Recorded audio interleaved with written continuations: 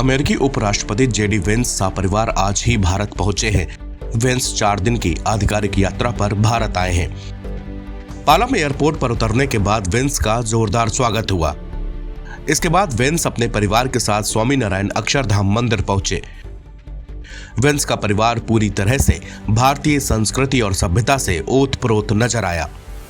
जी देखिए, पूरा परिवार जो था यहाँ पे मान लीजिए लगभग 1 घंटे तक जितने का समय बिताया, 55 मिनट्स अप्रॉक्स।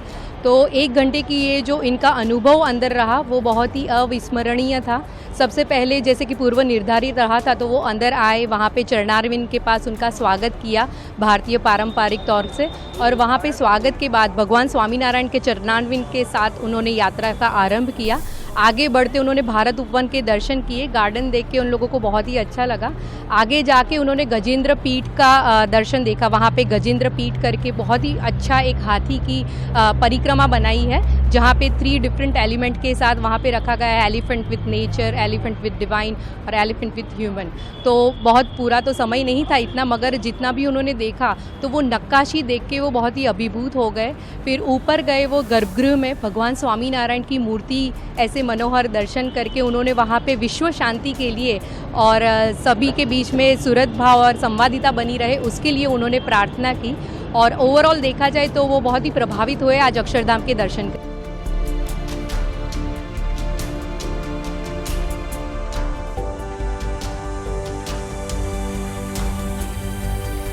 वेंस की पत्नी ऊषा भारतीय मूल की हैं। यही कारण है कि भारत के साथ उनका काफी गहरा लगाव है। उनके तीनों बच्चे इवान, विवेक और मीराबेल ने भारतीय वेशभूषा धारण किया हुआ था। इवान और विवेक ने कुर्ता पजामा और बेटी मीराबेल ने लहंगा पहना हुआ था। सभी का ध्यान जेडी वेंस के परिवार पर था। वो अमेरिका में रहते हैं, लेकिन उन्होंने भारत आने पर भारतीय संस्कृति को अपनाया और उसको तवज्जो भी दी। जनवरी 2025 में पति के उपराष्ट्रपति बनने के बाद ऊषा वेंस की पहली औपचारिक भारत यात्रा है। ऊषा का जन्म 1986 में सैन डिएगो, कैलिफोर्निया में हुआ था। उनके माता पिता आंध्र प्रदेश से तेलुगु भाषी आप्रवासी थे। यह परिवार मूल रूप से आंध्र प्रदेश के वद्दुरु गांव का है। रिपोर्ट्स के मुताबिक ऊषा वेंस के दादा राम शास्त्री चिलुकुरी IIT में पढ़ाने के लिए चेन्नई चले गए। यह बात 1959 के आसपास की है, जब IIT की स्थापना हुई थी। एक इंटरव्यू में ऊषा वेंस ने बताया था कि मैं एक धार्मिक परिवार में पली बढ़ी। मेरे माता पिता हिंदू हैं और यही एक चीज है जिसने उन्हें इतना अच्छा माता पिता बनाया, जिसने उन्हें वास्तव में अच्छा इंसान बनाया, और इसीलिए मैंने इसकी शक्ति देखी है। ऊषा वेंस अमेरिका की पहली भारतीय अमेरिकी सेकेंड लेडी हैं। साथ ही वो इस पद को संभालने वाली पहली हिंदू भी हैं। राजनीतिक जीवन पर आने से पहले ऊषा वेंस का सफल कानूनी करियर रहा है। उन्होंने येल यूनिवर्सिटी और कैम्ब्रिज से पढ़ाई की है। बाद में वो येल लॉ स्कूल लौट गई और येल लॉ जर्नल की एडिटर रही।